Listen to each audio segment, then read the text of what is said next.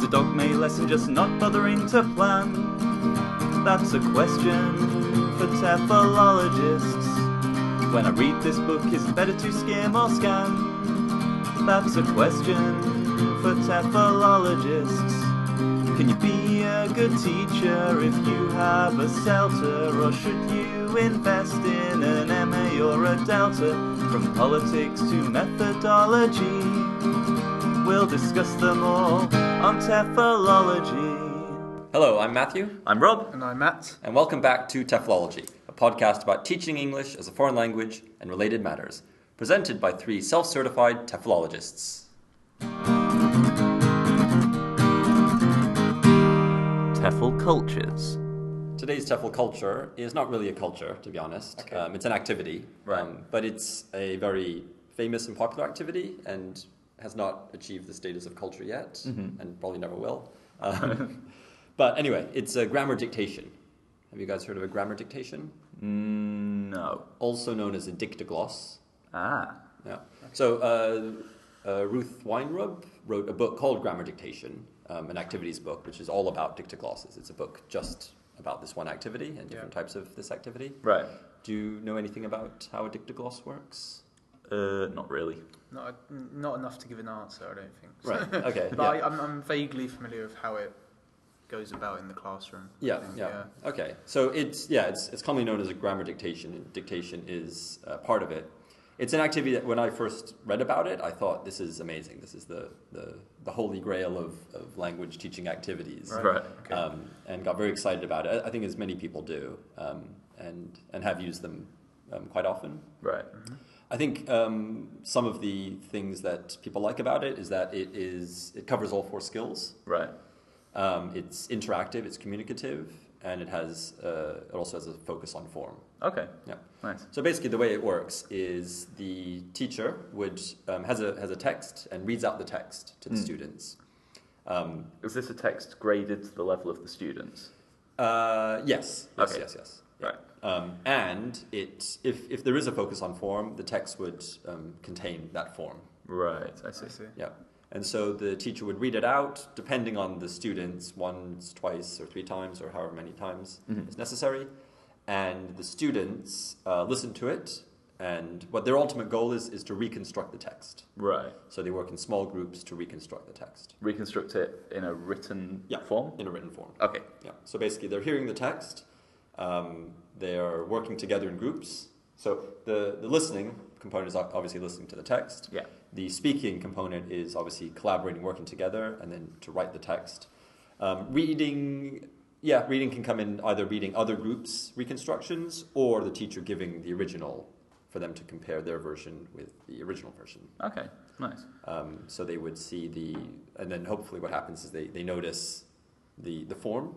They work together to try to figure out the forms. So I remember when I was training to be a teacher, and one of the activities that was done was that the teacher read out a very small news story, but then gradually told us less and less. Okay. He read it like maybe 3 or 4 times, so Yeah. we weren't allowed to take notes. Yeah.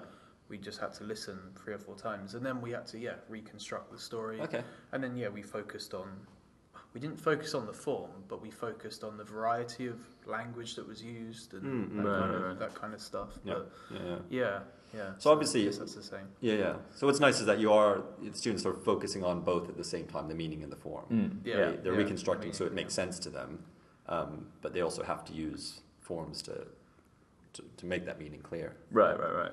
So what are the benefits of doing this as an activity? Well, I mean, like I said, it does give them practice in the 4 skills. Yeah. It's communicative, they work together. Is it just practice? Can you use it to teach new language? That's what I'm asking. Right. Yeah, I think you can. An example of something I did once was to introduce would for kind of past habitual actions. Right. So I read out this very short story about what I used to do as a child for my summer vacations. We would go visit my grandparents and we would do this, we would do that.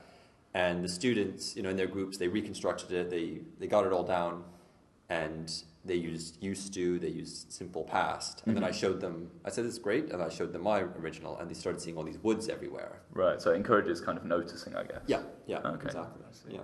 Interesting. So yeah, some variations are you can have students not take any notes the first time. You can have them take notes from the beginning.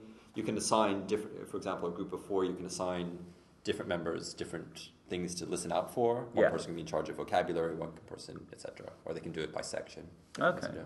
How could this be applied to, say, like, this is something that people often talk about. How is that applied to a real world use of English? Can you think of an activity where the learners would naturally be listening, re-listening, reformulating language? That's a good question.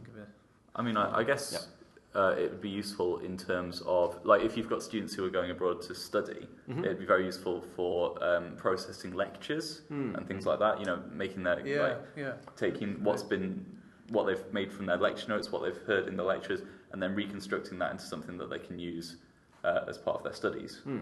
Perhaps. Yeah. So like live note taking. Yeah. Kind of. I guess it could work with translation, maybe as a translation activity. Certainly. Perhaps. Yeah. Could you use this as a form of assessment? It's an interesting point. I suppose you could. I think you'd have to be. I'm sure you could. You have to be careful about what you're assessing. Right. I think different types of Dictogloss's activities is maybe if the goal is to reconstruct it exactly as it was originally read, that may be one way. The way I've always done it is not, the aim isn't, word for word reconstruction, it's getting the meaning. Right. But I think that would be a nice way to assess things, isn't it? Yeah, that'd be interesting. Would you pre-teach anything? So would this task come towards the end of a lesson plan, or would it come at the beginning? I mean, I guess it could come at the beginning if it's purely focused on fluency and meaning. But I wonder if would you pre-teach something before that? I suppose you could. I mean, for example, whatever the topic is of the text, you might give students a chance to discuss that topic beforehand. Right. Okay. So they might have a better chance of knowing what they're going to be hearing. I see. I think it is often used in task-based language teaching. Dictoglosses. Glossi. Yeah. So do you think you would try this activity? Perhaps not in my current context because it's all discussion based. But I mean, I can think of classes that I've had in the past where this I think would have been a really useful activity. I've done similar things, not knowing what I was doing. So I can see myself using it. I think it'd be useful for practice. I think that's something that in our context in Japan, a lot of the students they want lots of grammar input and they want lots of vocab input, and there isn't quite so much opportunity very often for practice in the classroom. Or teachers don't give as much opportunity as they should, I think. So I mean, I think it's something I would like to use in the classroom. One activity I used once from Teaching Unplugged, I think the Dogma text by Scott Thornbury and Luke Meddings. They talk about giving the group 2 different news stories about the same story from different papers, and then getting the students to, I guess it's not Dictogloss because they're looking at the different forms and the different language used. And I think they have to kind of create their own story after that. Okay. So I mean, this is kind of relevant, I guess, because they're looking at the form, the variety of language that's used and stuff. I think you could do it maybe as starting as a reading text. Students read something and then you take it away from them and they have to reconstruct it. I think that could be a valid. So you can do it in that way. Have you ever experienced this from the learner's side?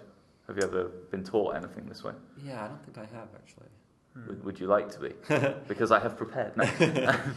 I think I would actually. I think it would be an interesting, an interesting experience. Because now on the podcast you've said that you'd like to be taught a foreign language using the silent way, and you'd also like to be taught using Dictoglosses. Yeah. You're asking me to combine those two. Could you combine those two? Yeah, I suppose you could. All right. Good. Obviously, that first bit, the dictation part, wouldn't be as silent. Yeah. Could you mime it? Actually, that's not a bad idea. The teacher could mime a story or mime a few actions, and the students work together to put that into writing. Yeah, that'd be good. Let's give it a go. Yeah. I think what's nice about the speaking part is the students are. It is very collaborative learning. They're talking to each other, communicating. They're talking about language as well. So it forces them to think about what the story was, they try to remember different parts of the story. Yeah. But they also think very carefully about how to convey those meanings. There's a level of meta language involved, I guess. Yeah, which may be something you'd also want to pre-teach. We did something Yeah. similar before with when we were reorganising stories into comic strips. Yes, yeah. Where we gave them the whole story, or I think we had them maybe for homework read the whole story. Well, we split them up into groups. So we had there were like 7 chapters in a book, and we split them into 7 groups and gave 1 chapter to each group, and then had them read it and then turn it into a comic book page, and then. So as a class, they made a comic book of this story. But it was collaborative because they were going around asking each other questions, trying to guess, and we were kind of giving them part of the process, and they were doing the rest. Yeah. Essentially. We did that little article about it. We did. Yes. Yeah. So look for that, listeners, you stalkers. And the title of that article? Can't actually remember. I can't. It was quite long. It was a long title. Somewhere. Yeah. Okay, well, nice recommendation. Nice plug. Okay, anyway, that was this week's TEFL Culture.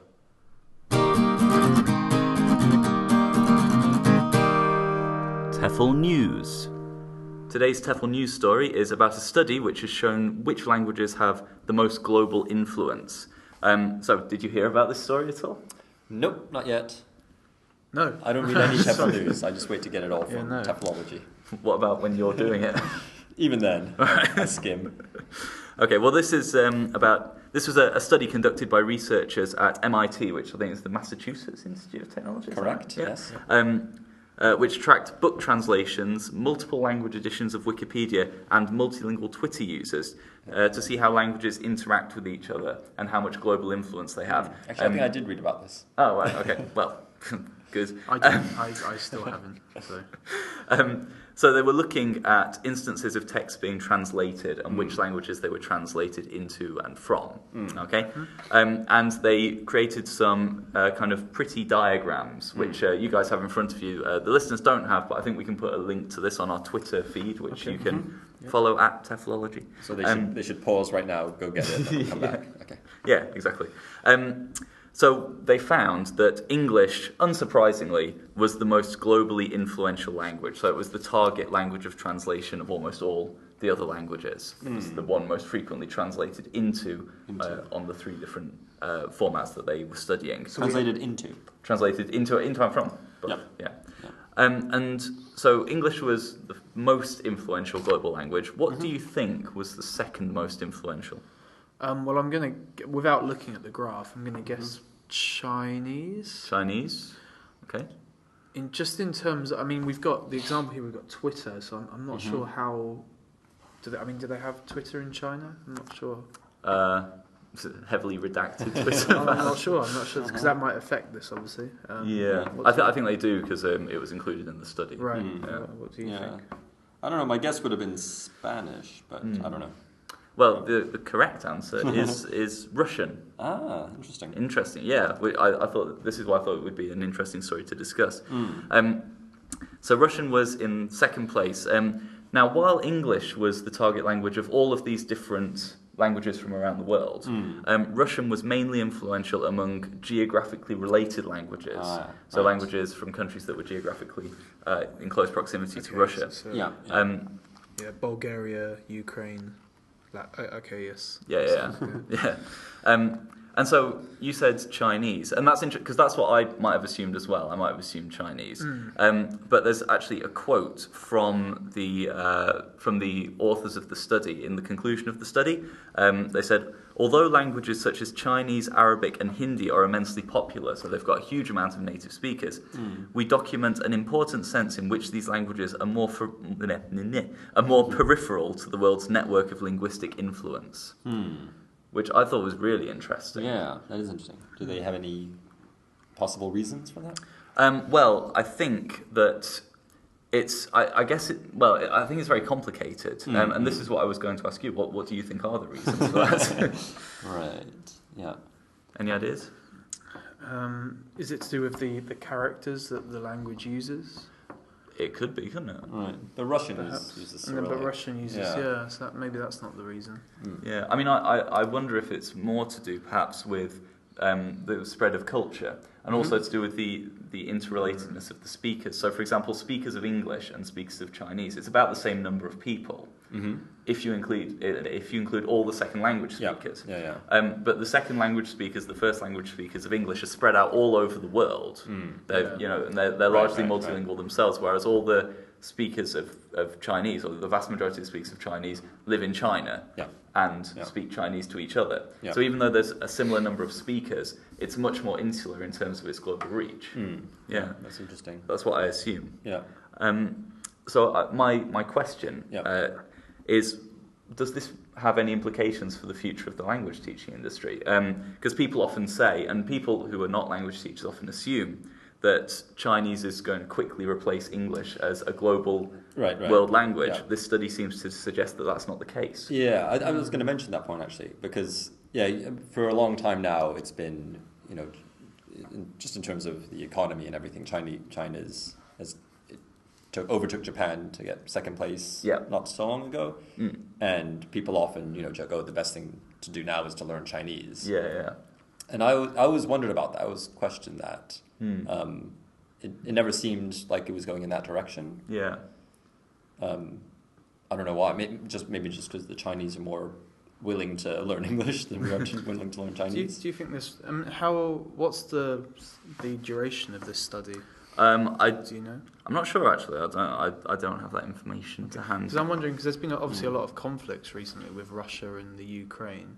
I wonder if there's been a lot of need for translation, given that, and there's been a lot of news stories related to the conflicts. Perhaps so, but I think, for example, if they're following the same length of time for these three formats, then book translations, that wouldn't necessarily be affected by the conflicts. It's a relatively recent conflict. So on this chart of book translations, obviously English has many, many lines coming in and out of it. Russian also has many, many lines, but it's a lot of very, very minor, or I don't know what the right term is, but languages which probably most people haven't heard of, and probably has very few speakers.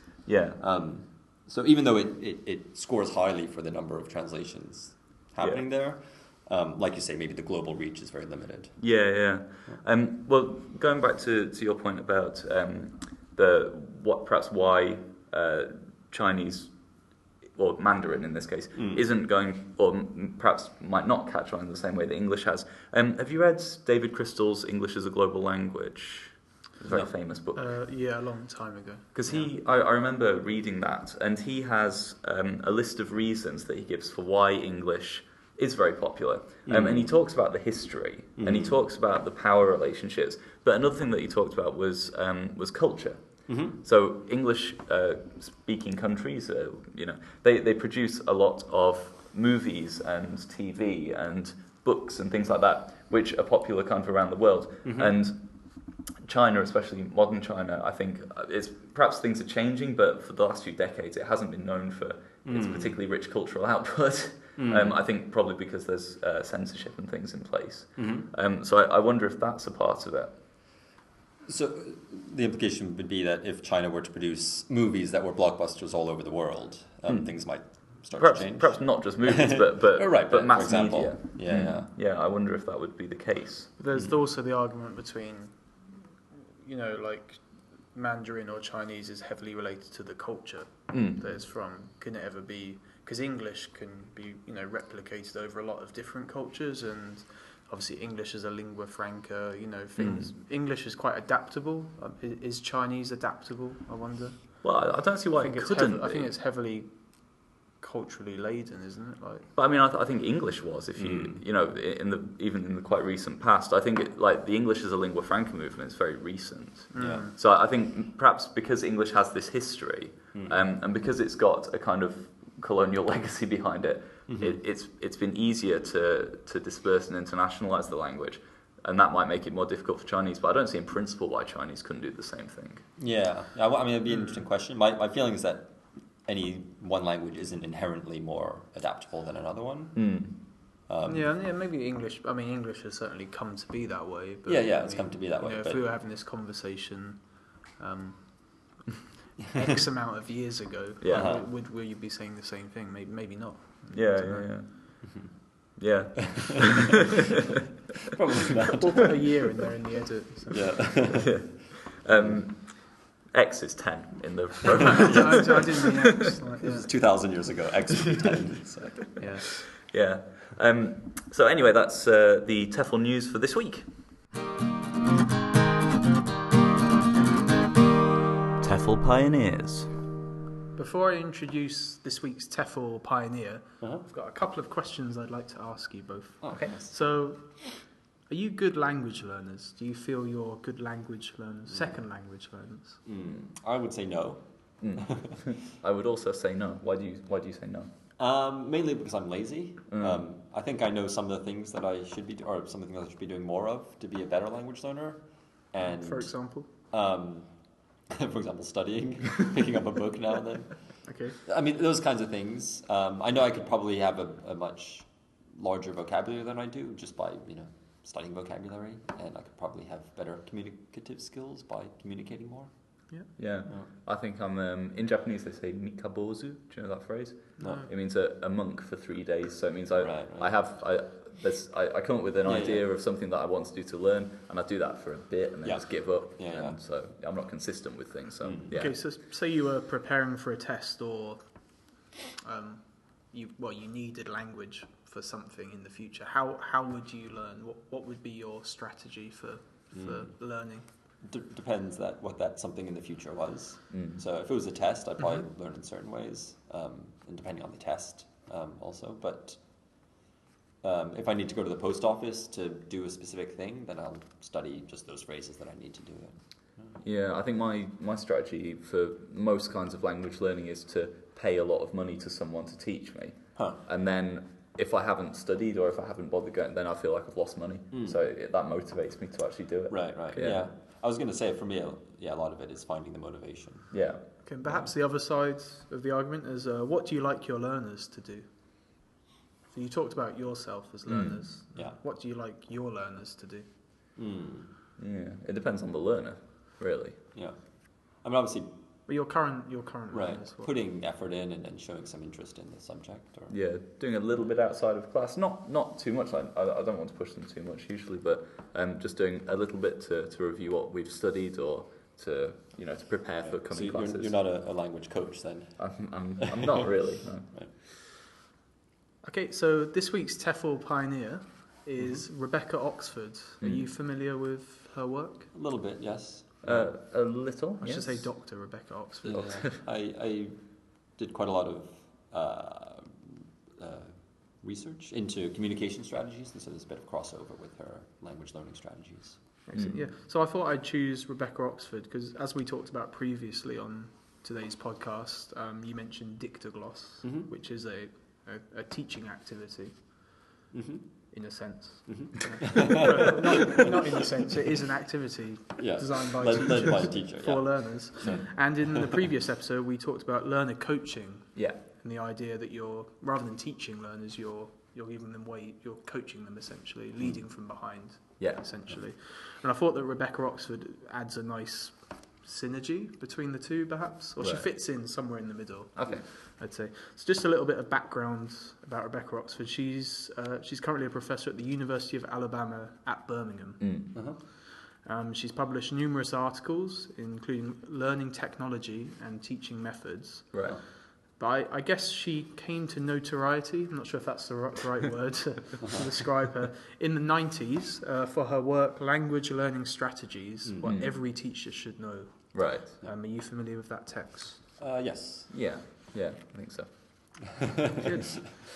Okay, so basically she fits into the area of language learning strategies, and this is something that started in the mid-70s and probably is continuing to this day, as we talked about in the last episode. Right.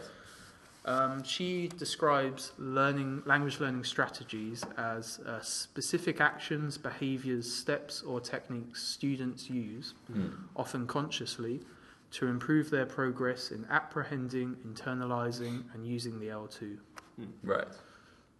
For example, and she gives some examples too. So she says, Laszlo seeks out conversation partners. Oki groups words to be learnt and then labels each group. Yeah. And Ahmed uses gestures to communicate in the classroom. Right. Okay, so she's giving a dichotomy of different types of learners there. I remember for one of my MA courses, I think it may have been on language learning strategies. I'm not sure exactly. I don't remember. But part of it was each month we were supposed to, it was just for learning vocabulary, but we were supposed to choose different methods of learning vocabulary. Right. Test ourselves on them and see which method worked best for us. Yeah. And maybe the idea was partly that it would reveal a bit about this idea of language learning styles, which maybe we'll talk about in a moment. Yeah. But for me, it kind of reinforced that point that if I learn auditorily, then I'll perform better in an auditory test. Right. So one thing I did was, just made a recording of myself saying the words. Yeah. I listened to them on my iPod every day. And when I tested myself, it wasn't as effective because it was a written test as the test where I read the words and forced myself to write them down. Right. Yeah. Well, I mean, my experience has actually been different. I learn very, very well from reading. I learn nothing from listening to people, no matter how I'm tested. Oh, really? I learn pretty much nothing from listening to people. From listening to people? From learning words, like for example, Matt, you're very good at picking up words during conversations. If someone says a word that you don't know, you're very good at picking that up and then remembering it, and you can recall it much later on. And I don't. Words just, go in one ear and out the other. I never remember them. I mean, Oxford talks about a good learner. Actually, maybe this wasn't Oxford. So Oxford work in the 90s comes on the back of Rubin in 1975. Rubin's idea of the good L2 learner. Right. And we kind of talked about it just now. I asked you if you were good learners or not, and Rubin suggested that good L2 learners are willing and accurate guessers. Right. So they'll make guesses in the classroom. They'll take risks, have a strong drive to communicate, and they focus on form essentially. So, like you were just saying, I think with vocabulary, I tend to focus on the form. If I don't know this word, I'll listen out for it and try and use it. Yeah. And make a conscious decision to focus on that. Yeah, perhaps. that's interesting. Yeah. I do that with reading, but not so much with listening because I don't care what people say. Not paying attention. That's your belief. That's your learning belief. That's fine. So Oxford defies. So she talks about language learning strategies, and she believes that the features of these strategies are to communicate. To contribute to the main goal, which is communicative competence. Right. To allow learners to become more self-directed. Yeah. To expand the role of teachers, problem-oriented, are specific actions taken by the learner. Right. I think that's the main point. Yeah. To involve many aspects of the learner, not just cognitive. And I think this is where learner styles come in. Yeah, we'll talk about that in a We'll talk about it in soon. We'll just keep teasing that through the segment. Okay, and she lists 12 features as well, so her work came off the back of Rubin's work, and some of the controversy around LLS or language learning strategies are the classifications. Right. Essentially, that's some of the controversy. Yeah. So the classification of the learning strategies. Yeah. I see. Yeah. In what way? Well, people differ in the way they classify. Right, I see. Or try to quantify, and there's been a lot of controversy into, do we actually need to do this? Is it a reliable measurement of learning? Yeah, essentially. And I kind of fall into the camp that the teacher, it's the art of the teacher, I guess, and the activities that the teachers create. And we were talking about Dictogloss earlier today. I kind of tend to fall into that camp that it's more teacher-fronted. It's more of a teacher's prerogative to make activities that facilitate learning rather than deferring to the learner. Right. Perhaps. I mean, that's one. It's a counter argument. So she talks about direct and indirect strategies that learners can take. Yeah. So the direct strategies are memory strategies, cognitive strategies, and compensation strategies. Okay. And we'll just unpack those a little bit. Memory strategies, so creating mental linkages. Yep. Yeah. Maybe making flashcards, those kind of things. That kind of thing. Yeah. Applying images and sounds. Right. So maybe using realia, that kind of thing. Reviewing well and employing action. Okay. So actually, maybe making the most of what's given to you in a sense. Right. Cognitive strategies. So practicing receiving and sending messages, analysing and reasoning, and creating structure for input and output. Right. So I guess maybe this refers, you were talking about the post office example earlier, perhaps going out and actually finding an occasion for the language, perhaps. Right. Yeah. And compensation strategies, so guessing intelligently, filling in the gaps yourself. Yeah. And overcoming limitations in speaking and writing. Okay. So using what you've got, essentially. Right. And she says this is direct strategies for being a good learner. Right. Okay. And the idea is that these are all things that learners can be trained to do, or coached to do. Well, I think that's where this has moved on to, perhaps. So teachers' role in this. I think she's more talking about, maybe in the 90s, she was more talking about characterising these particular learners, Right. perhaps. I see. So we're looking at it just from the learner's perspective at the moment, I guess. And she also talks about indirect strategies, so metacognitive strategies. So centering your learning. What does that mean? What do you think it means? I guess being aware of your learning, perhaps putting it in the centre of your consciousness. Yeah, I suppose so. Yeah, just understanding how the right things to focus on. Yeah. Maybe. Perhaps. Well, yeah, she goes on to say arranging and planning your learning. Okay. So, fully utilising it. Right. Effective strategies. Okay. Affective. Lowering your anxiety, encouraging yourself. Sounds very Krashen-esque. And and taking your emotional temperature. Yeah. How would one do that with an emotional thermometer? And she also brings in social strategies too, so asking questions, cooperating with others, and empathising with others. And she believes that all of these strategies lead to a better learner, or better learning of a language, Right. essentially. Yeah. So in a nutshell, that's kind of her main beliefs back in the 90s, Right. which is how she kind of came to fame, I guess. But what do you think about? Well, do you want to? These I mean, I like a lot of those ideas. Those are maybe are things that I think I should do more as a language learner. It's Ruben's idea, but the idea of being a good guesser, I think is important especially if you're in a situation where you need to use the language a lot, and the idea of lowering your affective filter. Yeah. Temperature. Taking your emotional temperature and then lowering the. Can you lower a filter? You can sort of twist it. Right.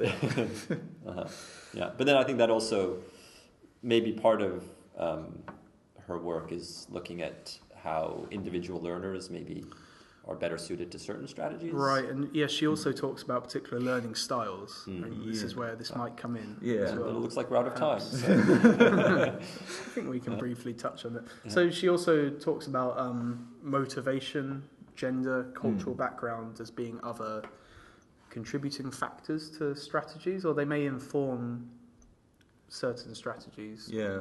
Well, see, I think that the idea of having lots of different facets to the way in which you learn is important. And as we said, this seems to be, or in fact she outright says in a lot of her writing that it's based on the idea of learner styles, which was pioneered by Joy Reid, I think. Okay.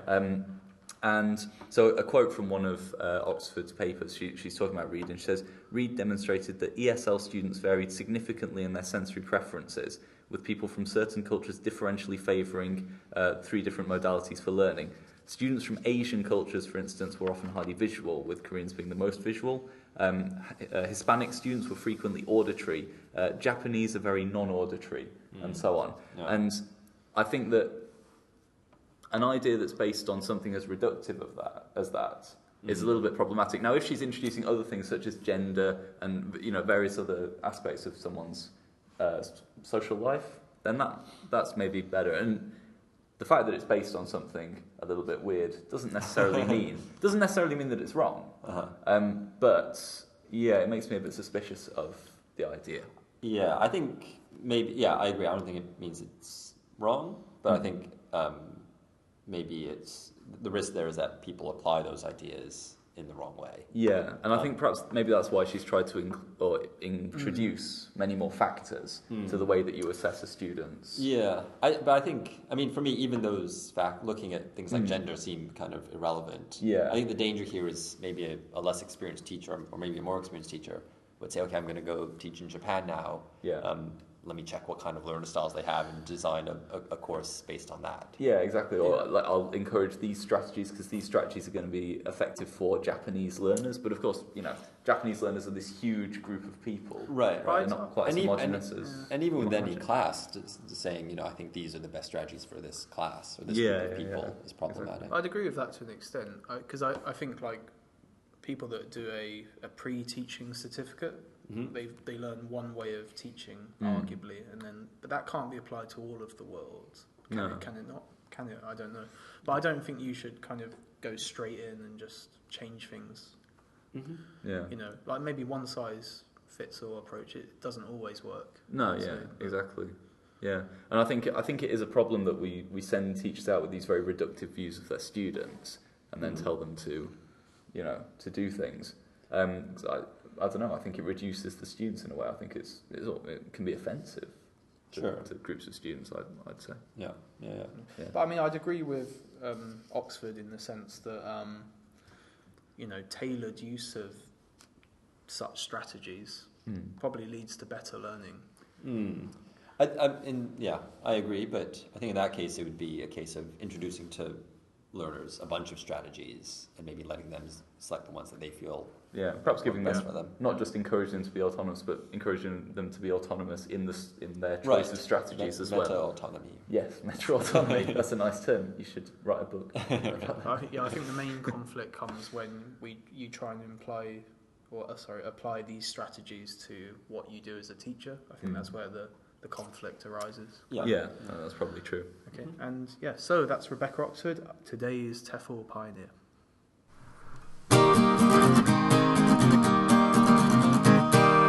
Thank you for listening to this episode of TEFLology. If you'd like to email us, please send an email to teflology@gmail.com, or you can follow us on Twitter @TEFLology. So we hope you all have a nice winter break, and it's goodbye from me. It's goodbye from me. Goodbye.